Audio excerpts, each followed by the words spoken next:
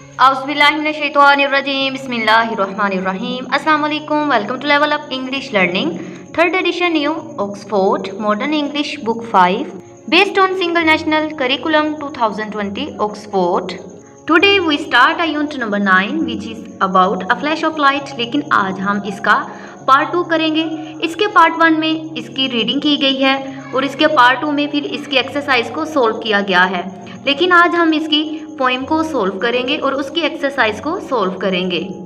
And this poem is about the road not taken, जो रास्ता अख्तियार ना किया गया। जैसे कि ये ग्रेड 5 है, वो जब टाइटल समझेंगे और उनको इसका बताया जाएगा इसका मीनिंग क्या है कि जो रास्ता अख्तियार ना किया गया, तो वो समझ जाएंगे कि किसी रोड की बात होने वाली है और जिससे उस पर चला नहीं गया, उसे देखा नहीं गया, उसे चूज नहीं किया गया। इस तरह के वो बच्चे समझ जाएंगे कि किसी ऐसे रोड की बात हो रही है। यहाँ पे जो तस्वीर दी गई है हम इसे दिखा सकते हैं, बच्चों को आइडिया हो जाएगा। यहाँ पे देखिए एक रोड है, यहाँ पे हमारा पोइट खड़ा है और वो क्या कर रहा है कि रोड को देखी जा रहा है। ठीक है, इसी तरह हम डिफरेंट क्वेश्चन कर सकते हैं कि बेटा आपको क्या लगता है क्या हुआ होगा, कौन सा ऐसा रास्ता होगा जो अख्तियार नहीं किया गया, जिसे द रोड नॉट टेकन कहा गया। ठीक है, इस पोइम का नाम है। अब हम इसे स्टार्ट करते हैं। रीडिंग स्टार्ट करने से पहले यहाँ पे हमें प्री रीडिंग पढ़ने से पहले जो कि हमसे एक क्वेश्चन पूछा गया है, हम रीडिंग स्टार्ट करने से पहले इसका आंसर देंगे। Take a look at the picture, जैसे कि अभी हमने देखी। ठीक है, कि नज़म जो तस्वीर है इसमें, ठीक है, इस नज़म में उस पर क्या करेंगे, हम एक निगाह डालेंगे। ठीक है, अ लुक का मतलब एक उसे निगाह डालना। व्हाट डू यू थिंक, आपका क्या ख्याल है, इस पोइम्स मैसेज, आपके ख्याल में नज़म का पैगाम क्या है। अब हमसे पूछा जा रहा है कि आपके ख्याल में ये जो पोएम है उसका मैसेज क्या है। ठीक है, हम इस तरह कह सकते हैं the message of the poem, कि जो नज़म का पैगाम है, इज दैट, ये है, the people who find new ways to get forward become more successful, कि जो लोग आगे बढ़ने के नए रास्ते ढूंढते हैं ज़्यादा कामयाब होते हैं। ठीक है, यही मैसेज है इस पोएम का। The message of the poem is that the people who find new ways to get forward become more successful. Next यहाँ पे वर्ड्स टू नाउ हैं जो कि हमारी पोइम से ही लिए गए हैं। ठीक है, इसके साथ में उर्दू मीनिंग लिख दिए गए हैं। अब हम पोइम को स्टार्ट करते हैं, साथ ही इनके मीनिंग्स को डिस्क्राइब करते हैं। टू, दो, रोड्स, रास्ते। टू रोड्स, दो रास्ते, डाइवर्ज, अलग अलग हो गए, इनमें एक येलो जर्ड वुड जंगल। ठीक है, जैसे नीचे हमें नजर आ, वुड बेसिकली लकड़ी होती है, यहाँ पर हम उसे जंगल से रिप्रेजेंट करेंगे। ठीक है, two woods diverge in a yellow wood, एक जर्द जंगल में दो रास्ते अलग अलग हो गए। एंड और सॉरी, अफसोस, आई कुड नॉट ट्रेवल, तो मैं इस पर चल नहीं पाया या इस पर मैं सफ़र नहीं कर सकता था। ठीक है, बोथ, दोनों पर। जब हम चलते हैं, कोई रास्ता दो आ जाते हैं, तो क्या हमें एक ही रास्ता अख्तियार करना पड़ता है, क्योंकि एक रास्ते पर चल के ही हम अपनी मंजिल तक पहुंचते हैं। दो रास्ते हैं, दोनों पे चल के तो हम मंजिल को नहीं पा पाएंगे ना अपनी, इसलिए हमें एक रास्ता अख्तियार करना पड़ता है। तो वो कहता है कि अफसोस कि मैं दोनों पर सफ़र ना कर सकता था। एंड और बी, वन ट्रेवलर। ठीक है, बी का मतलब होगा होने के नाते। ठीक है, ट्रेवलर एक मुसाफिर, लॉन्ग, ठीक है, लॉन्ग आई स्टूड, देर तक मैं खड़ा रहा, और एक मुसाफिर होने के नाते देर तक मैं खड़ा रहा। एंड और लुक्ड, निगाह दोहराई मैंने, मतलब मैंने देखा, down as far as I could, वो कह रहा है कि मैंने उतनी देर तक, मतलब जितना मैं उसे देखता सकता था उतनी देर तक मैं देखता रहा, कि एक और पर जितनी दूर तक निगाह दुरा सकता था दुराता रहा। टू वेयर इट बेंड, मुड़ जाना, जैसे सफ़र जो रास्ते होते हैं बेंड हो जाते हैं। ठीक है, ठीक है, टू वेयर, वहाँ तक, टू वेयर का मीनिंग होगा वहाँ तक, इट बेंड, मुड़ जाता है, इन द अंडरग्रोथ, झाड़ पत्तों को कहा जाता है। ठीक है, झाड़ पत्तों में, कि वहाँ तक जहाँ ये झाड़ पत्तों में मुड़ जाता था।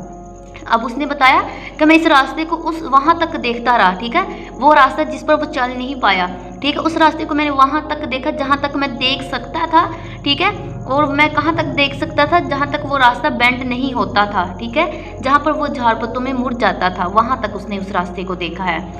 देन फिर टू द अदर, अदर का मीनिंग फिर दूसरे पर चल पड़ा। ठीक है, मतलब एक दो रास्ते उसने कहा ना हमारे पोइट्री मुझे मिले हैं, एक वो रास्ता जिसे वो देखता रहा है, वहां तक देखा जहां तक वो मुड़ नहीं जाता, ठीक है, ये इस पर नहीं चला। अब दूसरा रास्ता, फिर दूसरे पर चल पड़ा, एज जस्ट एज फेयर, जो इतना ही साफ था, एंड हैविंग परहैप्स, शायद, द बेटर क्लेम, बेहतरीन दावा, और शायद ज़्यादा बेहतरीन दावा करता था, बिकॉज, क्योंकि, it was grassy and wanted wear, क्योंकि इस पर घास उगी हुई थी और ये इस्तेमाल चाहता था, अगरचा, ठीक है, दो अगरचा, as for that the passing there, अगरचा वहाँ से गुजरने वाले, हैड वॉन्ट them really about the same, इन्हें यकसा तौर पर इस्तेमाल कर चुके थे, एंड और बोथ दोनों, डैट मॉर्निंग सुबह, इक्वली एक जैसे ले, और इस सुबह दोनों एक जैसे पड़े थे, दोनों रास्ते इस्तेमाल हो रहे थे, दोनों ही क्या थे, एक जैसे थे। अब यहाँ पे वो बता रहा है कंपैरिजन दोनों रास्तों का, और वो क्या बता रहा है कि दोनों जो रास्ते हैं वो एक ही जैसे थे, ठीक है, और दोनों पर कह रहे हैं कि लोग इन्हें यकसा तौर पर इस्तेमाल कर चुके थे, ठीक है, और दोनों ही सुबह के वक्त एक जैसे पड़े हुए थे। इनमें लीव्स, पत्तों में, नो स्टेप, नो स्टेप का मतलब होता है कि कदमों के निशान ना होना, ठीक है, स्टेप कदमों के, हैड ट्रोडन ब्लैक, पत्तों में जो कदमों तले आकर स्याह नहीं हुए थे, ठीक है। अब ये लीव्स की बात कर रहा है कि जो पत्ते हैं ना लोगों के कदमों के तले जब वो आते हैं तो वो क्या हो जाते हैं, ब्लैक हो जाते हैं, ड्राई होकर वो ब्लैक हो जाते हैं ना, तो वो क्या कह रहा है कि ये पत्ते क्या थे, कदमों तले आके ब्लैक मतलब स्याह नहीं हुए थे। Oh I kept the first for another day, ओ मैंने पहले को एक और दिन अख्तियार किए रखा, येट फिर भी, नोइंग जानते हुए, हाउ के वे लीड्स ऑन टू वे, फिर भी ये जानते हुए कि कैसे रास्ता रास्ते में मिल जाता है, आई डाउटेड, मुझे शक है, if I should ever come back, वापस आ जाऊंगा, मुझे शक था कि मैं कभी वापस आऊंगा भी या नहीं, अब उसे शक है कि मैं कभी वापस आऊंगा या फिर नहीं आऊंगा। आई शैल बी टेलिंग, मैं बता रहा हूँगा, आई शैल बी टेलिंग कि मैं बता रहा हूँगा, दिस ये विद के साथ, आसई, एक गहरी सांस के साथ। अब वो क्या कह रहा है कि मैं बता रहा हूँगा ये बात एक गहरी सांस के साथ, समवेयर, किसी जगह, एजिस एंड एजिस हैंड्स, अब से बहुत मुद्दत बाद, टू रोड्स, दो रास्ते, डाइवर्स, अलग अलग हुए, इन अ वुड, एक जंगल में, एंड आई, और मैंने, आई टुक द वन, कि मैंने वो अख्तियार किया, लेस कम ट्रेवल्ड बाय, कि मैंने वो रास्ता अख्तियार किया जिस पर सफ़र कम हुआ था। देखिए हमें अंदाज़ा हो जाता है कि कौन से रोड को ज़्यादा इस्तेमाल किया जा रहा है, कौन सा नहीं।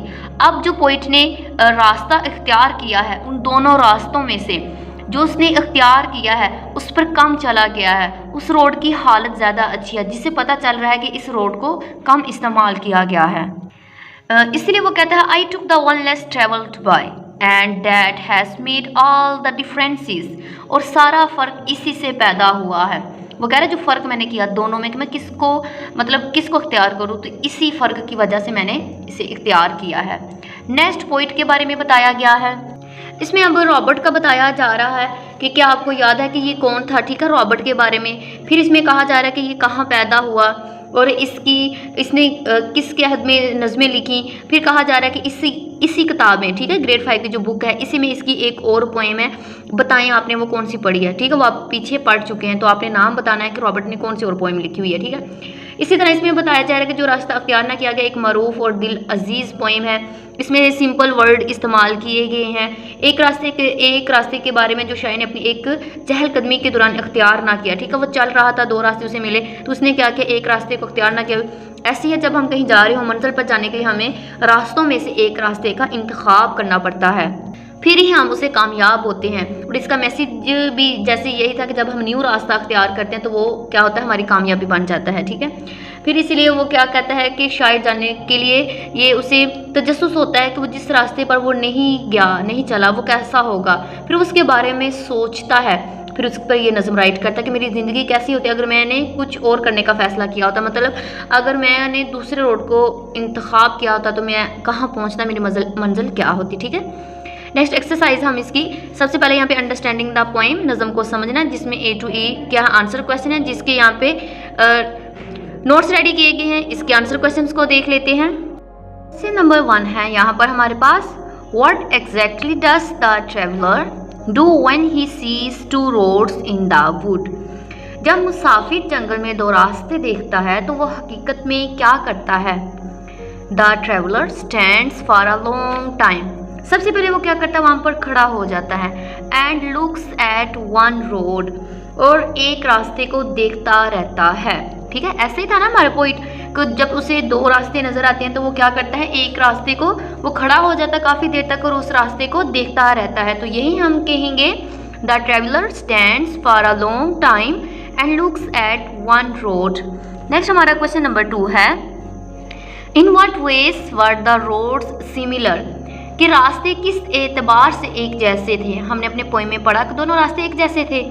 अब हमसे पूछा जा रहा है कि किस एतबार से रास्ते एक जैसे थे। हम कहेंगे बोथ रोड्स वर फेयर, तो दोनों रास्ते साफ थे।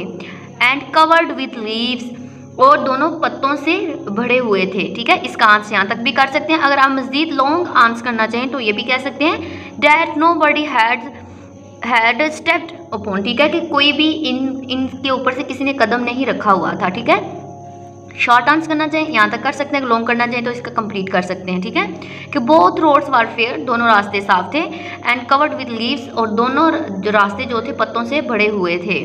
नेक्स्ट क्वेश्चन नंबर C है, what reason does the poet give for taking one path and not the other. शायर एक रास्ता अख्तियार करने और दूसरा अख्तियार ना करने की क्या वजह बयान करता है। ऐसी है ना, एक रास्ता वो अख्तियार करता है, दूसरा रास्ते को नहीं करता, तो इसकी क्या रीज़न बताता है वो। इसका आंसर हमारे पास आएगा, द पोइट सेज डैट, कि शायर कहता है, he took the path that look less travelled. The poet says that, इसमें जो शायर कहता है, ही टुक द पाथ, कि इसने वो रास्ता अख्तियार किया, डैट लुक्ड, जो लग रहा था उसे, लेस ट्रेवल्ड। लेस ट्रेवल्ड का मतलब कि इस पर ज़्यादा लोगों ने नहीं चला। ठीक है, इस पर ज़्यादा सफ़र नहीं किया हुआ। उसने उस रास्ते को अख्तियार किया जो इससे लगा कि इस पर कम लोग गुजरे हैं, जो ज़्यादा इस्तेमाल नहीं हुआ। इसने उस रास्ते को क्या किया, उस पर वो गया है। नेक्स्ट क्वेश्चन नंबर D है हमारे पास, which phrase or sentence tells us that the poet would still like to take the other path. कौन सा कलमा या जुमला हमें बताता है। ठीक है, विच फ्रेज और सेंटेंस, कौन सा इसमें कलमा है या फिर सेंटेंस जुमला है जो हमें टेल्स अस, जो हमें बताता है कि that the poet would still like to take the other path, कि शायर अब भी दूसरे रास्ते पर जाने की ख्वाहिश करता है। तो इसमें वो क्या लाइन बोलता है, टेलिंग दिस विद आ साई। ठीक है, तो हम इसका बता देंगे कि वो क्या कहता है, कि एक गहरी सांस के साथ वो ये बोलता है। ठीक है, कि इससे हमें पता चलता है। अगर आप लॉन्ग आंसर करना चाहें तो ये भी कह सकते हैं द फ्रेज। ठीक है, बेसिकली ये क्या है, सेंटेंस नहीं है, ये फ्रेज हमारा। The phrase telling this with a sigh tell us that the poet would still like to take the other path. ठीक है, नेक्स्ट क्वेश्चन नंबर E हमारे पास, was the poet curious about the path he did not take. क्या शायर को इस रास्ते के बारे में मतलब तजस्सुस था। ठीक है, जिसने उससे अख्तियार नहीं किया। How do we now he was curious, तो हमें कैसे पता चलता है कि इसे तजस्सुस रहता है उस रास्ते के बारे में। बिल्कुल ऐसे वो लास्ट तक क्या करता है, उस रास्ते का जिक्र करता है, बार बार उसका सोचता है, उसे देखता है। ठीक है, फिर लास्ट पे वो कहता भी है कि मैं अगर उस रास्ते को इख्तियार करता तो मेरी आज मंजिल क्या होती। ठीक है, इसलिए हम कहेंगे येस। ठीक है, जी हाँ, इसका यस में आंसर देंगे, बिल्कुल वो करता है। बिकॉज क्योंकि he stood for a long time and looked down the other road, कि वो क्या करता है कि काफ़ी देर वहाँ पे वो खड़ा रहता है। ठीक है, और दूसरे रास्ते पर निगाह दोहराता रहता है, मतलब उसे देखता रहता है। तो इस तरह हमें पता चलता है कि पोइट का उस रास्ते के बारे में तजस्सुस होता है कि ये क्या है ये रास्ता। अब नेक्स्ट जो रेफरेंस कॉन्टेक्स्ट जो कि क्वेश्चन नंबर 2 पार्ट था, उसके क्वेश्चन है, identify the rhyming words in the poem. हमने बताना है कि इसकी राइमिंग क्या थी, पैटर्न उसका बताएंगे। हम कहेंगे first, third and fourth stanza lines of each stanza. ठीक है, जो भी स्टैंजा थे उसकी फर्स्ट लाइन, थर्ड और फोर्थ लाइन्स की क्या थी, राइमिंग विद ईच अदर, एक जैसी थी एक जैसी। ठीक है, लाइकवाइज इसी तरह जो इसमें से रह गया, फर्स्ट के बाद सेकंड रह गया तो हम कहेंगे सेकंड। ठीक है, फोर्थ के बाद क्या कहेंगे, and the fifth line each stanza rhyme with each other, कि इनकी एक जैसी, दोनों की क्या थी, एक जैसी राइमिंग थी। कि पहला हर बंद का पहला, तीसरा, चौथा मिसरा एक दूसरे के साथ काफिये में है, इसी तरह हर बंद का दूसरा और पांचवा हिस्सा काफिये में है। इसलिए नेक्स्ट हमसे क्वेश्चन पूछा जा रहा है how many syllables are there in each line, कि हर मिसरे में कितने अरकान हैं। तो कितने अरकान थे, तो इसका आंसर होगा there are 9 syllables in each line, कि हर मिसरे में 9 अरकान हैं। ठीक है, इसी तरह नेक्स्ट फिर रेफरेंस टू कॉन्टेक्स्ट क्वेश्चन है। सबसे पहले यहाँ पे लाइन बोली गई है, इसी के अकॉर्डिंग हमसे क्वेश्चन पूछे गए हैं। सबसे पहले हमारा question what did the poet do immediately before this, कि जो हमारा शायर है, शायर ने इससे पहले फौरन क्या किया, तो उसने क्या किया, इसका आंसर होगा the poet stood and looked down the other road, कि इससे पहले उसने क्या किया, इसने दूसरे रास्ते पर निगाह दोहराई। ठीक है, नेक्स्ट क्वेश्चन है in what way were the two path similar, कि दोनों रास्ते किस एतबार से एक जैसे से थे, जैसे ये अभी रिपीट क्वेश्चन हुआ है वही है। बोथ वर दोनों थे, बोथ वर क्लियर कि दोनों रास्ते साफ थे, एंड कवर ढके हुए थे विद लीव्स पत्तों से। ठीक है, और पत्तों से भरे हुए थे या उससे ढके हुए थे। ठीक है, नेक्स्ट क्वेश्चन है in what ways were they different from each other, कि किस तरह या किस एतबार से दोनों एक दूसरे से मुख्तलिफ थे। The path the poet took looked less travel than the other, कि जो उसने क्या किया था, किस एतबार से दोनों मुख्तलिफ थे, जो रास्ता शायर ने इख्तियार किया दूसरे के मुकाबले में लगता था कि इस पर लोग जो है उन्होंने कम सफ़र किया है, यही उनमें डिफरेंस था। बाकी अदरवाइज वो क्या थे, दोनों क्लियर थे, लीव से कवर्ड थे। दोनों में डिफरेंस क्या था कि एक रास्ते को क्या था, ट्रेवल देन अदर, उसे लेस इस्तेमाल किया गया। ठीक है, उसे लेस यूज़ किया गया था, तो यही डिफरेंस था उनमें। और नेक्स्ट यहाँ पे बी है। ठीक है, इसी लाइन्स के अकॉर्डिंग हमसे क्वेश्चन किए गए हैं why would the poet be saying, ठीक है, कि जो पोइट होता है हमारा शायर है वो गहरी सांस क्यों भरता है, बिकॉज क्योंकि he was not able to take the other path, क्योंकि उसे अफसोस है कि वो दूसरे रास्ते को अख्तियार नहीं कर पाए, इसी वजह से क्या हो कि वो गहरी सांस लेता है। नेक्स्ट क्वेश्चन नंबर 2 है what would he say about his decision in future, कि मुस्तकबिल में वो इस फैसले के बारे में क्या कहेगा। तो वो क्या कहेगा, इसका आंसर ये होगा he took the road less travelled and that made all the difference in his life, कि जिस पर निस्बतन कम लोगों ने सफ़र किया था और इसकी ज़िंदगी में सारा फ़र्क इसी की वजह से है। इसका आंसर हम ऐसे भी स्टार्ट कर सकते हैं ही वुड से। ठीक है, यहाँ पे कहेंगे he would say that he टुक। ठीक है, यहाँ पे स्टार्ट पे हम ये भी लगा सकते हैं he would say that he took the road less travelled and that made all the difference in his life. ठीक है, नेक्स्ट है वर्किंग विद वर्ड्स, लफ्ज़ों के साथ काम करना। यहाँ पे कुछ वर्ड्स हैं जिनके सामने क्या है मीनिंग्स राइट किए गए हैं। इसी तरह नीचे हमसे कहा जा रहा है right two sentences of each word about. ठीक है, जो ऊपर वर्ड दिए गए हैं हर एक वर्ड पे आपने 2 सेंटेंस राइट करने हैं। अब इसको देख लेते हैं। यहाँ पे सबसे पहले वर्ड है रेज, हम कहेंगे we raise chickens on our farm, we are raising money for poor. Read है I am reading a book, he likes to read newspapers. Show है show me your hand, show me your book, कुछ भी आप इसका different sentence making भी कर सकते हैं। नेक्स्ट फाइन है she did fine on the test, everything was going fine. Strike आगे the car struck a tree, she was struck by lighting. Next है सिनोनिम्स हैं हम मायनी अल्फाज जिसे हम मुतरादिफ भी कहते हैं। यहाँ पर इसकी डेफिनेशन लिखी गई synonyms is a word which has the same meanings as another. ठीक है, कुछ ऐसे वर्ड्स होते हैं जिनके क्या होते हैं मीनिंग सेम होते हैं। जैसे यहाँ पे कॉलम है नीचे बताया गया, देखिए यहाँ पर रिप्लाई का मतलब क्या होता है जवाब देना, और आंसर का मतलब भी क्या होता है जवाब। ठीक है, दोनों का मतलब सेम चीज़ होना। सेंटर का मतलब क्या होता है दरमियान, मिडल का मतलब भी होता है। इसी तरह बताया जा रहा है कि सिनोनिम्स क्या होते हैं सेम मीनिंग्स होते हैं, उनके सेम मीनिंग्स होना। ठीक है, उसे हम क्या कहते हैं सिनोनिम्स कहते हैं। वैनिश गायब हो जाना, डिसअपियर का मतलब भी क्या होता है गायब हो जाना। इसी तरह नेक्स्ट बताया गया कि रिच अमीर होना, और वेल्थ को भी हम क्या कहते हैं वेल्दी को भी हम अमीर होना ही कहते हैं। इसी तरह नेक्स्ट कुछ वर्ड्स बताए गए हैं, उनके कहा गया कि सिनोनिम्स लिखे जाएं। आप इसका स्क्रीनशॉट ले सकते हैं, मैंने इनके ऊपर लिखे हैं। जैसे इंक्वायर करना, आस्क करना। ठीक है, इसी तरह स्ट्रॉन्ग को पावरफुल भी कहते हैं। इसी तरह इनॉर्मस, ह्यूज, इसी तरह सबके लिए गए इंटेलिजेंट, क्लेवर। ठीक है, इंटेलिजेंट क्लेवर भी होता है। ठीक है, नेक्स्ट है लर्निंग अबाउट लैंग्वेज, ज़बान के बारे में सीखना, जिसमें हम राइजिंग सब्जेक्ट एंड प्रेडिकेट के बारे में देखेंगे। देखें यहाँ पे जो फर्स्ट हमारा एक सेंटेंस बनता है तो उसके फर्स्ट पार्ट को हम ठीक है रिवाइजिंग कहते हैं। अगला जो पार्ट होता है हमें उसे प्रेडिकेट कहते हैं। Subject is what or whom the sentence is about while the predicate tells something about the subject. ठीक है, सब्जेक्ट का तो हर बच्चे को जैसे ग्रेड 5 पता होगा, स्टार्ट पे हमारा सब्जेक्ट ही आता है। नेक्स्ट जो पार्ट होगा देखिए यहाँ पे द गर्ल जो है हमारा सब्जेक्ट में आ जाएगा। ठीक है, नेक्स्ट जो पार्ट हमारा होगा वो प्रेडिकेट में आएगा, ठीक है। यहाँ पे देखिए कहा गया है कि आपने सब्जेक्ट लगाने हैं और उसे कंप्लीट करना है, ठीक है। The policeman caught the thief red handed, the maid clean the dirty floor, the leader was willing to take the bull by the horns, my brother had to find another job. इसमें हमने सारी क्या लिखी, subject लिखी। इसी तरह next sentence इसमें बताया जा रहा है कि आपने क्या करना है, इसमें पूरा बताना है कि सब्जेक्ट कौन सा है और प्रेडिकेट कौन सा है, ठीक है। देखिए सब्जेक्ट इसमें क्या है, पेन सब्जेक्ट है और प्रेडिकेट हमारा क्या होगा, स्पॉटेड वर्किंग। नेक्स्ट इसी तरह जुलाई हमारा सब्जेक्ट है और प्रेडिकेट हमारा फेवरेट क्या होगा, मंथ होगा। नेक्स्ट है लिसनिंग एंड स्पीकिंग। यहाँ पर कुछ साउंड्स का बताया गया है, ठीक है, जिसमें हमारे पास ए साउंड है, ठीक है। इसमें कहा गया है कि बच्चे क्या करें, इन वर्ड्स को स्लोली और क्लियरली पढ़ें, ठीक है। पाथ, बात, ठीक है। इसी तरह फादर, सारी चीज़ें बच्चियों को जैसे ग्रेड 5 आराम आराम से स्लोली सब इन वर्ड्स की हम उनको प्रैक्टिस करवाएंगे।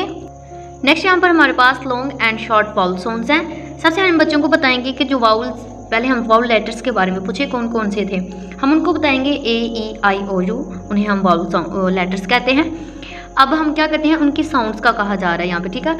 लॉन्ग वाउल साउंड्स है यहाँ पे, और यहाँ पे हमारे पास इन्होंने टुगेदर बताया, ई का बताई जा रहे हैं। यहाँ पे हमने फिर उनका बताया कि लॉन्ग वाउल साउंड्स कौन सी है, शॉर्ट कौन सी है, और कहा गया खुद भी आगे लिखें।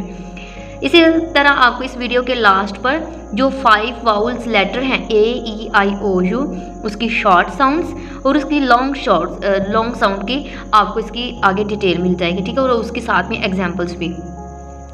इसे नेक्स्ट कंपोजिशन है, जिसमें कहा जा रहा है कि आपने एक लेटर लिखना है।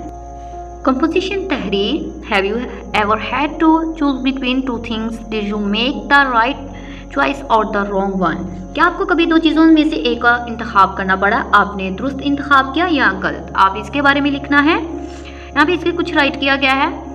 I once had to choose between a set of good books and a new bicycle, कि मैं एक दफ़ा मुझे अच्छी किताबों के सेट में से या एक नई साइकिल के दरमियान इंतखाब करना पड़ा, ठीक है। My father had given me the choice to have any one of them for my birthday, कि मेरे वालिद ने मुझे ये इंतखाब दिया था कि दोनों में से मैं एक चीज़ ले सकता हूँ अपनी सालगिरह पर। My heart wanted to cycle, कि जो मेरा दिल चाहता था कि मैं साइकिल लूँ सो मच, बहुत ज़्यादा, but I decided to take the books, लेकिन मैंने फैसला किया कि मैं क्या लूँगा, बुक्स लूँगा, because books are good friend, क्योंकि जो किताबें होती हैं अच्छी दोस्त होती हैं। इसी तरह नेक्स्ट हम मजीद सेंटेंसेस इसमें ऐड कर सकते हैं। I could have used the cycle for a few years but the knowledge gain through these books shall benefit my whole life. इस तरह के हम कुछ बुक्स के बारे में और मजीद राइट कर सकते हैं। नेक्स्ट यहाँ पे है राइट अ लेटर, एक खत का कहा जा रहा है। To a friend telling him on her about something you have just done, कि एक आपने खत लिखना है, ठीक है, अपने दोस्त को खत लिखे, ऐसी चीज़ के बारे में बताए जो आपने कुछ ही देर पहले की हो, और इसमें पॉइंट्स बताए जा रहे हैं कि आपने इसको मद्देनजर रखते हुए इन सब का करना है। तो आपने क्या करना है, अपने दोस्त को लेटर लिखना है। आप उसमें कुछ भी बता सकते हैं कि आप किसी सैर पे गए हैं या फिर मिज़ार कायद पे गए हैं, यहाँ कुछ भी लिख सकते हैं इसमें अपनी सालगिरह के बारे में। इस तरह बच्चे क्या करेंगे, इसके ऊपर नोट्स रेडी करेंगे। इसी तरह अगर आपको इसके नोट्स चाहिए होंगे तो आप कमेंट सेक्शन में ज़रूर बताइएगा। इसके लिए मैं आपके अलग एक नोट्स रेडी कर दूंगी, क्योंकि यहाँ पे A, B, C, 3, 4 पॉइंट्स को कहा गया कि डिस्क्राइब करके फिर आपने ये लेटर लिखना है, जो कि काफ़ी लॉन्ग होगा। अगर आपको इसकी जरूरत पड़ेगी तो मुझे कमेंट सेक्शन में ज़रूर बताइएगा, मैं इसके एक अलग से नोट्स रेडी करके इसकी अलग से वीडियो बना दूँगी। इसी के साथ मैं इसकी वीडियो आज के जो हमारा लेक्चर था कंप्लीट हुआ है। मेरे चैनल को सब्सक्राइब, लाइक, शेयर ज़रूर कीजिए ताकि हर नए आने वाली वीडियोज़ की नोटिफिकेशन आपको टाइम से मिल सके। Thank you for watching.